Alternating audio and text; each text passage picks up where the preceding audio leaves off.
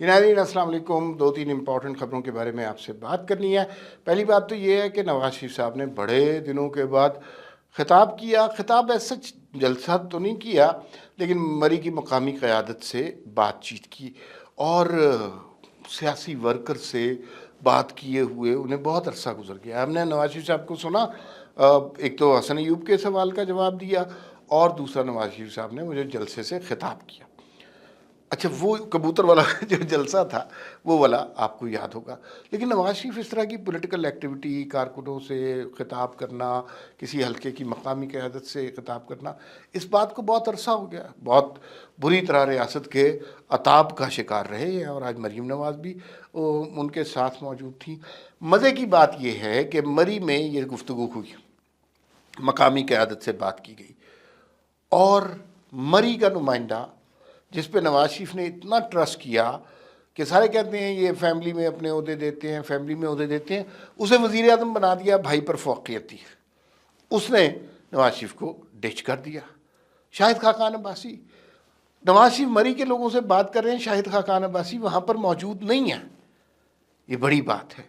और शाहिद खाकान अब्बासी दिन ब दिन दूर होते जा रहे हैं मरकज़ी क़यादत से और शाहिद खाकान अब्बासी को वज़ीर आज़म भी बनाया। बड़ी अजीब सी बात है। ये सब कुछ क्यों हुआ, नवाज शरीफ ने क्या बातें की, इस हवाले से इस वीलॉग में बात करेंगे।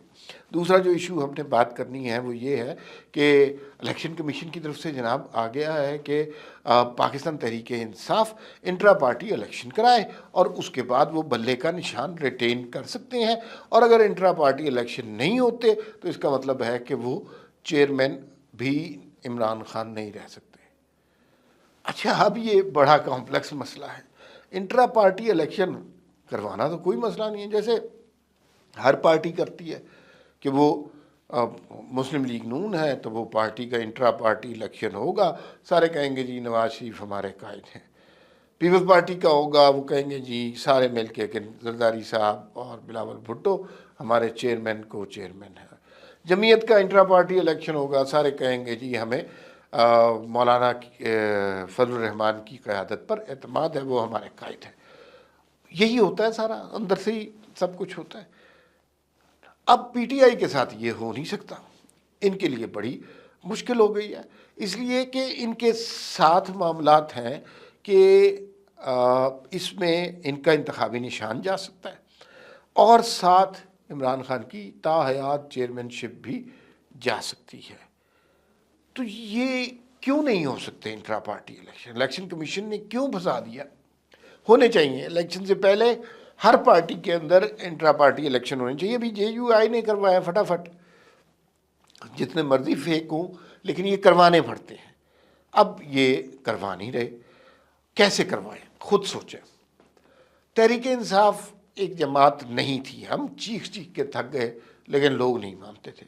हम ये कहते थे कि इधर उधर से लाए हुए लोगों का एक टोला है, एक हजूम है जो इकट्ठा किया हुआ है, इसका जमात की बुनियादी नज़रियात से कोई ताल्लुक़ नहीं है। जैसे पीपल्स पार्टी एक नज़रिया है, गलत या सही, वो है लेफ़्ट की पार्टी थी एक ज़माने में। अच्छा, इसी तरह PMLN एक ख़ास किस्म की राइट की पार्टी है और वो एक ख़ास किस्म का नज़रिया रखती है। इमरान खान का नज़रिया क्या है? इमरान खान, इसके अलावा कोई नज़रिया नहीं है।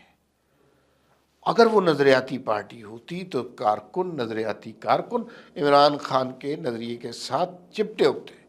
जैसे मुस्लिम लीग नून पर अताब आया, नवाज शरीफ मुल्क से बाहर चले गए और यहाँ पे लोगों को बड़ी सहूबतें दी गई, एक आदमी नहीं टूट के गया मुस्लिम लीग नून से, इसलिए कि वो पार्टी एक नज़रियाती पार्टी है। अब दूसरी साइड पे बात कर लें तहरीक इंसाफ की, कोई नज़रिया नहीं है, एक शख्सियत है, उस शख्सियत के गिर्द सारा चक्कर घूम रहा है। नतीजा ये हुआ 9 मई के बाद जब पहली दफ़ा इन पर अताब आया, दूसरी जमातें तो बहुत दफ़ा भुगत चुकी हैं ना, इन पर पहली दफ़ा अताब आया, आधी पार्टी उधर चली गई, इस्तेहकाम पार्टी में चली गई, आधी पार्टी जो है वो तहरीक इंसाफ पार्लियामेंटेरियंस में आ गई। वोटर मौजूद है लेकिन वोट लेने वाला कोई मौजूद नहीं है। ये पाकिस्तान की तारीख में पहली दफ़ा हुआ है कि तहरीक इंसाफ का वोटर मौजूद है और इस हकीकत से इनकार नहीं किया जा सकता। लेकिन वो किसे वोट दें? जिन लोगों को वोट देना है वो अब नई पार्टियां बना चुके हैं। جس شخص کے نام پہ دینا ہے وہ ریاست کے خلاف بغاوت کے جرم میں جیل میں قید ہے. جو اس کے جانثار ساتھی ہیں وہ بھی جیل میں ہیں. باقی سارے ہر روز پریس کانفرنسز کر رہے ہیں. تو وہ ووٹر جو پینیٹریٹ کرتا ہے، جو اپنا موقع رکھتا ہے، اپنا وجود رکھتا ہے، اسے سمجھ نہیں آ رہی کسے ووٹ دیں. کوئی سمجھ نہیں آ رہی. وہ بیچارے ادھر ادھر ہی پھر رہے ہیں. اب جو الیکشن کمیشن نے کہا ہے کہ آپ انٹرا پارٹی الیکشن کرائیں، اب مجھے یہ سمجھائیں کہ انٹرا پارٹی الیکشن کیسے ہو سکتے ہیں؟ پارٹی کے سربراہ تھے وہ بکھر بکھر گئے، کوئی نہیں ہے اب. تو اب باقی لوگ کون ہیں؟ باقی لوگ ہیں جناب یہ عمران خان، وہ جیل میں ہے. کیسے الیکشن ہوں گے؟ شاہ محمود قریشی جیل میں ہے. اسد عمر، چائنا کے سٹیو جاب انہیں کہا جاتا ہے، نہیں کہنا چاہیے، وہ جناب توبہ طائب کر چکے ہوئے ہیں سیاست سے. فواد چودھری کسی اور پارٹی میں. شیخ رشید پریس کانفرنس کر چکے ہیں. صداقت عباسی پریس کانفرنس کر چکے ہیں. ملک ریاض سنا ہے پریس کانفرنس کرنے. تو پارٹی کدھر بچی جو انٹرا پارٹی الیکشن میں آئے گی؟ اور اگر یہ نہیں کرائیں گے تو بلے کا نشان بھی ختم، تحریک انصاف بھی ختم، چیئرمین شپ بھی ختم. یہ بالکل امکان ہے اس بات کا ہو جائے. میں اس سے ایگری نہیں کرتا.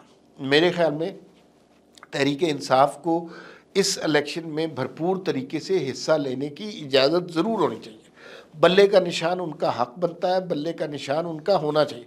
اگر یہ نہ ہوا، آپ نے تحریک انصاف کو عوام کی صفوں سے ہی نکال دیا، نہ کوئی ان کا کینڈیڈیٹ ہوا، نہ کوئی ان کا انتخابی نشان ہوا، نہ کوئی ووٹ ڈالنے کے لیے جگہ نصیب ہوئی لوگوں کو، تو پھر اس کا مطلب یہ ہے کہ یہ بڑے متنازع الیکشن ہوں گے. یہ ون سائیڈڈ الیکشن ہوں گے.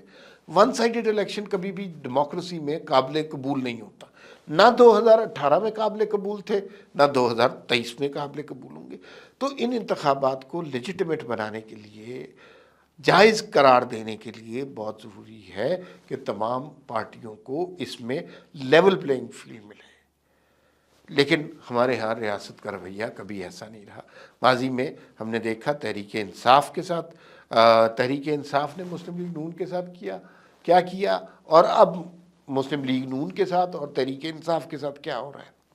اس میں سیاسی جماعتوں کا عمل دخل اتنا نہیں ہوتا، نادیدہ ہاتھوں کا زیادہ ہوتا ہے. خیر اس پہ بات پھر کبھی سے اس پہ بات کرتے ہیں. نواز شریف صاحب نے جو آج باتیں کی، ڈھکے چھپے بڑی ضربیں لگائیں، چوٹیں لگائیں، اور وہ بار بار یہی کہتے رہے کہ ان لوگوں نے سبق نہیں سیکھا.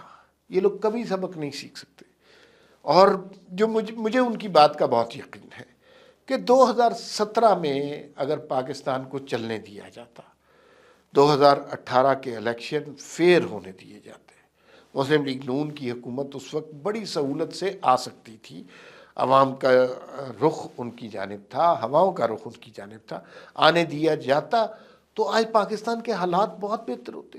$1 ارب کے لیے ہم ذلیل ہوتے پھر رہے ہیں IMF سے. پہلے ایسے حالات نہیں تھے. ہم نے ایک تجربہ کیا. ہم نے کیا، میری آپ کی کیا مجال، یا نواز شریف کی کیا مجال، یا آصف زرداری کی کیا مجال کہ ہم کوئی تجربہ کر سکیں ان کے. کچھ لوگوں سے بھی کیا، جنرل باجوہ اور جنرل فیض حمید نے ایک تجربہ کیا جس نے معیشت میں پاکستان کو پاتال کی گہرائی تک پہنچا دیا، جس نے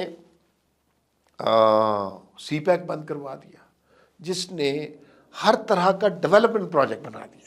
پھر ہمارے مقدر میں کیا رہ گیا؟ ہمارے مقدر میں کالم گلوچ، سائفر، عثمان بزدار، فواد چودھری، فیاض چوہان، فردوس عاشق اعوان، امریکہ کے خلاف دھمکیاں، باجوہ گیدڑ، یہی کچھ رہ گیا ہے.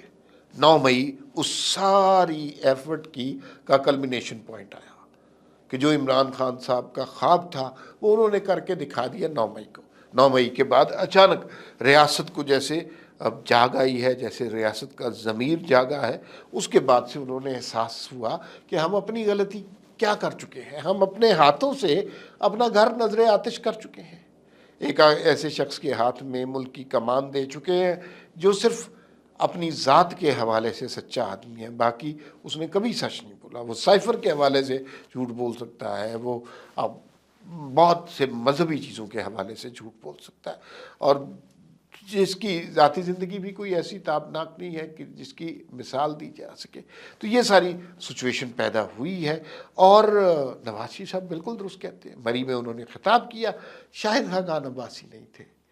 اس کا مطلب ہے شاہد خاقان عباسی اب مسلم لیگ نون کی صفوں سے باہر نکل گئے ہیں.